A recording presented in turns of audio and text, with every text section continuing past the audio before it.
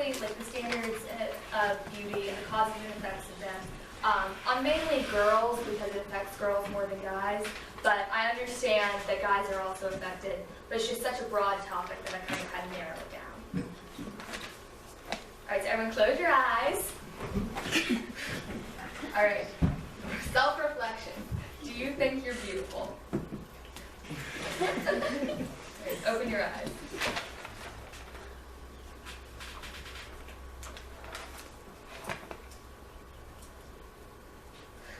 Do you feel beautiful now?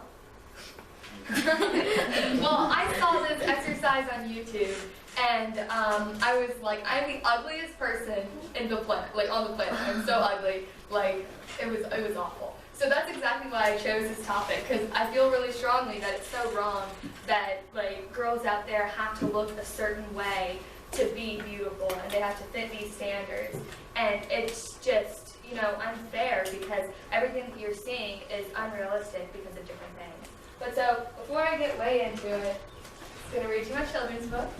I did Samuel's Surprise. There once was a young boy named Samuel. His dad left him when he was just a baby, so growing up he only had his mother. He loved his mom unconditionally and was very happy. She always seemed happy despite their hardships, until one day when he went to his mom's room, he saw her staring at herself in the mirror crying. He didn't understand why she was crying, so he said, "Mom, why are you crying? Are you okay?" She responded, "I'm all right, sweetie. I just think that I need to lose some weight. I'm ugly and fat. It'll make me look prettier." This shocked Samuel. He always thought that she was the most beautiful mom there ever was. Why would she need to lose weight? It would just make her smaller and less cuddly. So when he left for school, he knew he had the day to think of a plan to make her feel better. All day, Samuel couldn't focus because he was too worried about what to do for his mom. His teacher noticed and said to Samuel, "Is everything okay? You don't seem like your normal self today." Samuel responded, "Not really. I came into my mom's room this morning and she was crying and saying that she was fat and ugly. I wanted to do something nice for her, but I can't think of anything." The teacher responded, "I have an idea." Then she pointed to the flowers on the windowsill. "How about you take these flowers to her? I think she'll really like them," the teacher said with a big smile. Samuel was so excited to rush home to his mom, he couldn't hardly stand it. He knew she would love them. When he finally got home, he gave the flowers to his mom with a big smile and said, "For the prettiest flower, my mom."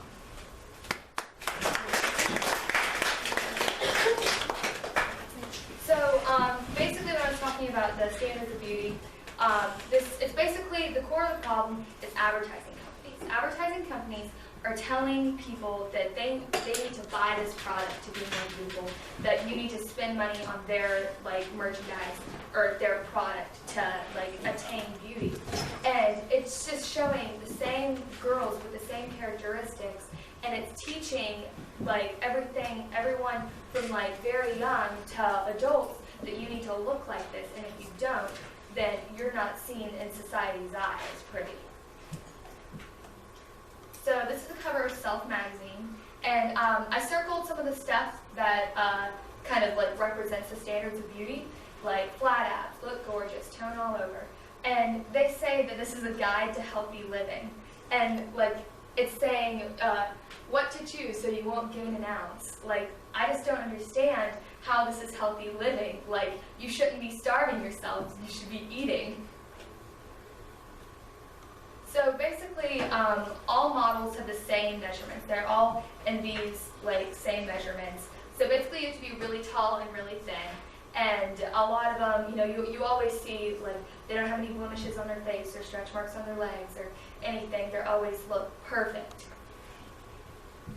And they may be very beautiful in real life, but there's also another piece of the puzzle, which is photoshopping. 99% of all photos are photoshopped or digitally altered. And so you're always seeing something that's tweaked. You're always seeing something with a filter. You're always seeing not the truth. So this is Kourtney Kardashian, and this is when she just had her baby, and this is the before picture. And so, you know, she looks all happy holding her baby or whatever. And then that's the actual magazine. As you can totally tell, they photoshopped it. Like, they even changed the color of her dress. And you can see, like, her stomach is like half the size as it is in this one. And it's totally lying to everyone because it's like, the cover is My Diet Secrets, and it's pretty ironic because she looks like a normal person would after you have a baby. But they're making everyone think that, oh, you should look like Kourtney Kardashian and you should be this thin after having a child. But in reality, that's not the truth.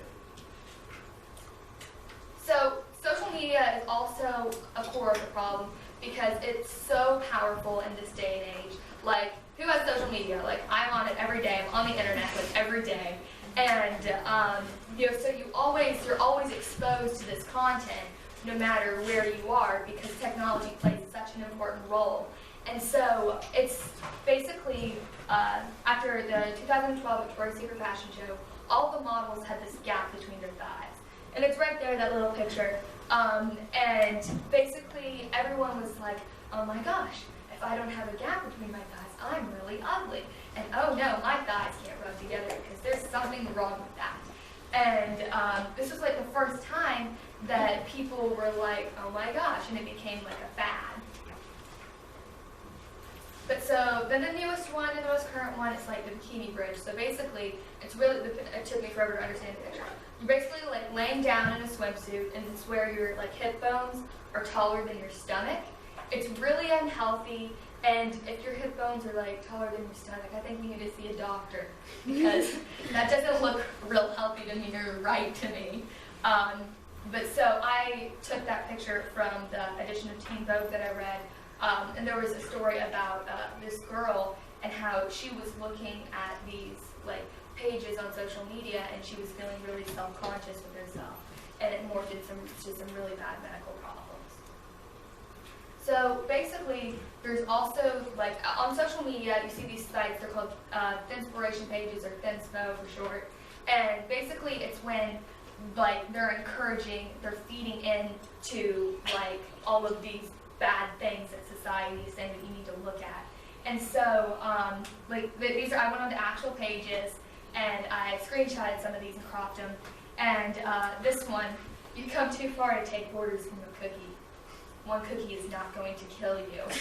And they don't really understand that, I don't guess. But these people, they just, like, they don't feel self-confident enough with themselves to, like, understand that there's something wrong with this.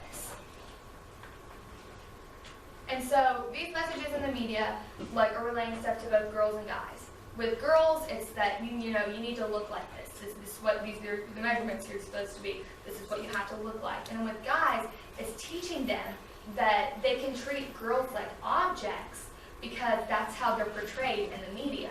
Like, this is an example of one of many, many ads that I found, and they're all like this. It's just so wrong. But so all of these causes are having really big effects, and it's really difficult because over 10 million women in the United States have an eating disorder. That's a lot of people. It's a lot of people who have been more than directly affected, and more than like they just feel so negative about themselves they don't know what to do. And it's all based on something called body dysmorphic disorder. So it's like this picture up here where like you may be like really skinny, but your mind thinks that you're super fat. And so they're just, the way that they see themselves isn't accurate. And so the first type of eating disorder is anorexia, and it's basically when you don't eat. This one's the most popular, everyone knows about it. You don't eat, you starve yourselves. They only eat like 500 calories a day. 500 calories a day is like maybe one Pop-Tart. And they eat that for like breakfast, lunch, and dinner, and that's all they have all day for weeks and weeks and weeks and weeks, and they starve themselves. And then the second type is bulimia, and it's when somebody binge eats. It's like you can't stop eating, like you're just shoving food down your throat to eat. And then, in fear of being fat, they throw it back up because they're like, oh my gosh, I need to get rid of this. I just ate all this stuff, oh my gosh. And so it can be difficult for like friends and family to know if that person has this kind of eating disorder because these people cover it up really well. And then the third most common type is binge eating disorder. So like I said, it's like when you eat super quick, but it's not like bulimia because they don't try to undo it. They don't try to throw it up or purge it. They don't do any of that. They just like deal with it. And it makes these people really unhappy, and it's so like mentally devastating, and it causes lots of serious medical problems. This one's definitely the most dangerous because of the stuff that it can cause down the line. So this is a chart that I thought tied everything in so well, because it's just showing 80% of children 10 years old are afraid of being fat. I mean, I know when I was 10 years old, I saw all this stuff, and I'm like, yeah, I don't want to be fat. I don't want to look like a Disney princess. And so, I mean, everyone's just being affected so directly. And then you can see, like, somebody who is 5'4" weighs an average, a healthy average of 140 pounds. But people who aren't this size, that are the same size, and are like way under this, think that they're fat because of what the media is telling them. And so all of these standards of beauty are causing another effect, which is plastic surgery on teens. So it can be anything as small as like pinning back your ears or getting a nose job, to like drastic as like liposuction that like shouldn't be done on teenagers. And there's so many people turning to this because it's becoming so accessible to what we are now, and like it's just something that they feel like, since they're not self-confident, that they can turn to this and, oh, everyone makes fun of my nose. If I have a different nose, then I won't get made fun of anymore. And it was just something, I read an article about it when I was looking for this in another magazine, and there was a girl that shared her story about it. And it was really interesting because you don't really think about the other side of people. You just think about like looking down on it, and people don't realize what it's actually like to be that person. And so even though like all this stuff is really bad and it's a big problem, it's slowly getting better. Certain things are making it better, like celebrities like Jennifer Lawrence and Rebel Wilson, Kate Winslet, and Shailene Woodley. They all talk about like being happy with yourself and inner beauty and like body image, and not conforming to the standards that you don't need to look like a size 2 to be beautiful, like you're beautiful just the way you are. And it's really helping a lot of girls who like look up to those people and role model to them, because they realize, oh, I don't need to be a size 2 to be beautiful. And then social media and magazines have also kind of been taking note, and social media has like realized what their users are actually doing. So there's like certain websites, I know Instagram, they like, if there's like certain hashtags that can be like harming, then you can't look at those hashtags even if they are on Instagram. So it kind of makes the platform smaller. And like I said, it's a giant problem that has lots of things like that's involved, because it's been like progressing so much over time that it's just kind of thrown out of control. And magazines, they've also been taking note, and they like write like self-help articles and like try to make you feel better about your body or whatever. And those have also helped.